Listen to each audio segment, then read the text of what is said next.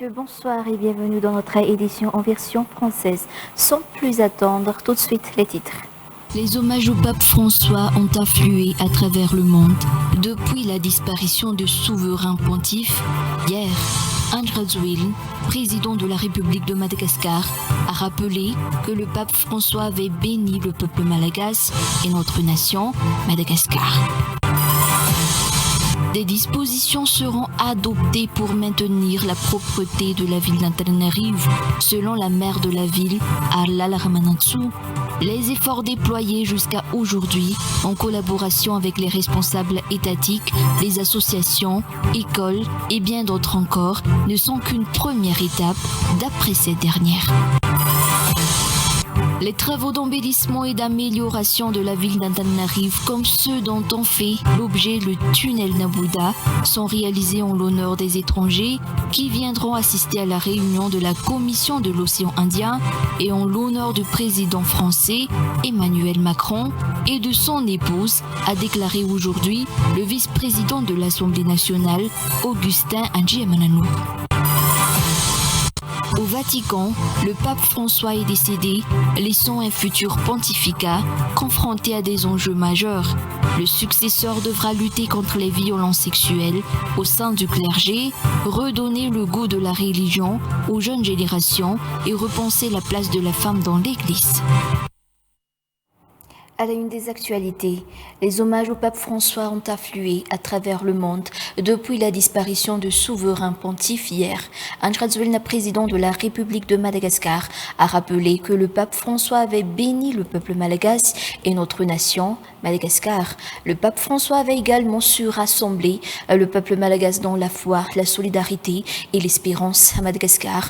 Une messe d'action de grâce pour le pape François sera organisée demain à l'écart Saint-François Xavier. Selon Vatican News, la messe de funérailles de souverain pontife François sera célébrée sur le parvis de la basilique Saint-Pierre samedi 26 avril à 10h. Le cardinal de Madagascar, son éminence Monseigneur Désiré Tarazan, sera parmi les 135 cardinaux votants pour l'élection du nouveau pape Tiavanadoni sur les images de France 24 et Vatican News. La disparition du pape de l'Église catholique universelle, François, évêque de Rome, a secoué le monde entier. Accident vasculaire cérébral, coma, défaillance cardiovasculaire irréversible, telles sont les causes du décès du pape François, hier, lundi de Pâques, comme l'avait dévoilé le Vatican. La dernière apparition du souverain pontife datait du jour de la célébration de la résurrection du Christ. Malgré un état de santé assez délicat, le pape François avait encore pu prononcer ces quelques mots et en déléguant la lecture de son message Urbi et Orbi. Cari fratelli e sorelle, buona Pasqua. Les cloches de la basilique Saint-Pierre ont sonné le glas. Les drapeaux jaunes et blancs du Vatican sont en berne. Le chef spirituel de plus d'1 milliard de catholiques s'est éteint ce lundi de Pâques 21 avril à 7h35 du matin, à l'âge de 88 ans. Comme le veut la tradition, son décès a été annoncé par le carmélingue, le cardinal Kevin Farrell. Carissimi fratelli e sorelle, con profondo dolore devo annunciare la morte del nostro Santo Padre Francesco. La disparition du pape a provoqué une vague d'émotions partout à travers le monde. Les fidèles catholiques comme ceux des autres religions, tous ont témoigné un hommage vibrant à celui qui s'est inspiré de la vie humble du Saint François d'Assise. Parmi eux, Ange Rajoelina, président de la République de Madagascar. En effet, le numéro 1 du pays a publié un message suite au décès de sa sainteté, le pape François. À la suite du décès de sa sainteté, le pape François, le président de la République de Madagascar, son Excellence Monsieur Ange Rajoelina a exprimé sa profonde tristesse. Dans son message, le président Ange Rajoelina a déclaré « C'est avec une profonde tristesse que j'ai appris le décès du Saint-Père, le pape François. Je garde en mémoire nos rencontres marquées par sa simplicité touchante et surtout par les messages d'amour et de fraternité qu'il a su transmettre avec tant de justesse. Lors de sa visite à Madagascar, il avait su rassembler le peuple malgache dans la foi, la solidarité et l'espérance. Il nous avait bénis, nous et notre nation, afin que nous vivions dans la paix intérieure et la sérénité. Ce moment restera à jamais gravé dans nos mémoires. Il demeure également profondément ancré dans mon cœur et mes pensées. En ce jour sombre, pour les fidèles chrétiens et pour l'Église catholique, je m'unis de tout cœur à chacun d'entre vous. Que son âme repose en paix. À titre de rappel, le pape François avait effectué une visite épiscopale à Madagascar en septembre 2019. À part la grande messe de Somanjaksai, rassemblant des milliers de fidèles, la visite du pape à Akamassu du père Pedro Opeka a particulièrement marqué le passage du numéro 1 du Vatican à Madagascar. À Madagascar, une messe d'action de grâce pour le pape François sera organisée demain à l'écart Saint-François-Xavier, une messe présidée par le cardinal de Madagascar, le nonce apostolique à Madagascar et la conférence des évêques à Madagascar. Le cardinal de Madagascar, son éminence Monseigneur Désiré Tsarazan, sera parmi les 138 cardinaux votants pour l'élection du nouveau pape. Il quittera le pays pour Rome pour les obsèques et l'élection du futur souverain pontife après la messe Saint-Anne. Selon Vatican News, la messe de funérailles du souverain pontife François sera célébrée sur le parvis de la basilique Saint-Pierre, samedi 26 avril à 10h. L'élection du nouveau pape ne devrait se faire qu'après 15 jours au plus tôt de la disparition, lors d'un conclave. Actuellement, plusieurs noms de cardinaux appelés papabili ou les favoris pour succéder au pape circulent, entre autres Pietro Parolin d'Italie, numéro 2 du Vatican, Antonio Tagle, l'ancien archevêque de Manille, Peter Turkson, cardinal ghanéen, Fridolin Ambongo, cardinal congolais, Timothy Dolon, archevêque de New York, ou encore Anders Arborelius, évêque de Stockholm. Le rite de la fumée blanche, accompagné des cloches de la Sixtine qui sonnent et de l'annonce en latin Habemus Papam, où nous avons un pape, font savoir au monde entier que l'Église catholique a un nouveau souverain pontife. Contrairement à l'idée reçue, l'Église catholique avait déjà eu 3 papes noirs, Victor Ier, 14e pape, Mitya, 32e pape, et Gélas, 1er, 49e pape. Et des dispositions seront adoptées pour maintenir la propreté de la ville d'Antananarivo, selon la maire de la ville, Arlal Ramanatsu. Les efforts déployés jusqu'à aujourd'hui en collaboration avec les responsables étatiques, les associations, écoles et bien d'autres encore ne sont qu'une première étape. D'après ces dernières, 7 sites d'hébergement ont même été mis en place pour les sans-abri.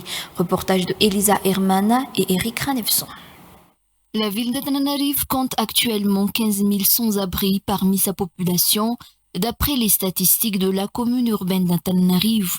Les sans-abri ont disparu des endroits où on peut les observer habituellement, tels que le tunnel d'Ambouizatouv. La plupart ont été relocalisés dans un site d'hébergement mis en place par le ministère de la Population et des Solidarités. Ces sans-abri sont hébergés dans ce site pour une durée limitée, jusqu'à ce qu'ils puissent améliorer leurs conditions de vie, d'après les explications. Plusieurs infrastructures dans la capitale ont également fait l'objet d'une rénovation, telles que les trottoirs. Des dispositions seront adoptées pour maintenir la propreté de la ville, selon les dires de la maire d'Antananarivo.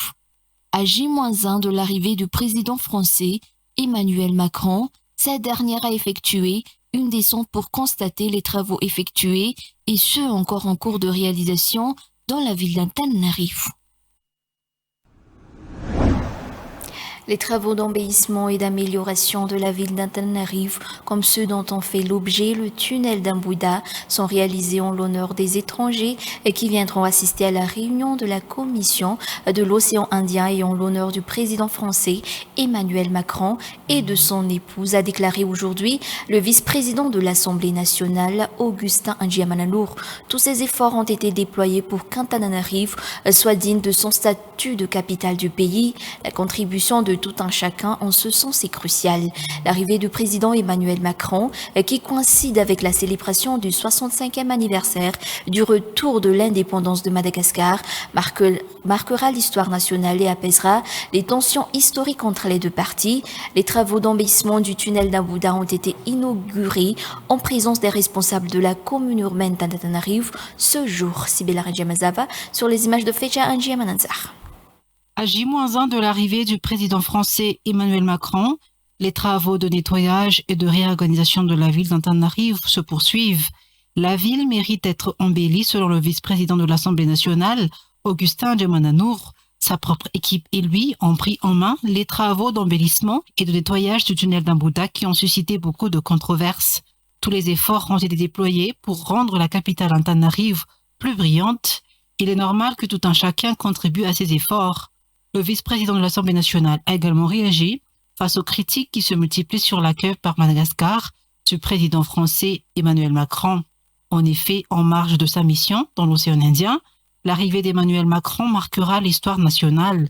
Il a accordé un privilège particulier à Madagascar, malgré ses nombreuses obligations en tant que chef d'État, comme assister aux obsèques du pape François ou encore résoudre la situation en Mayotte après le passage des cyclones, entre autres.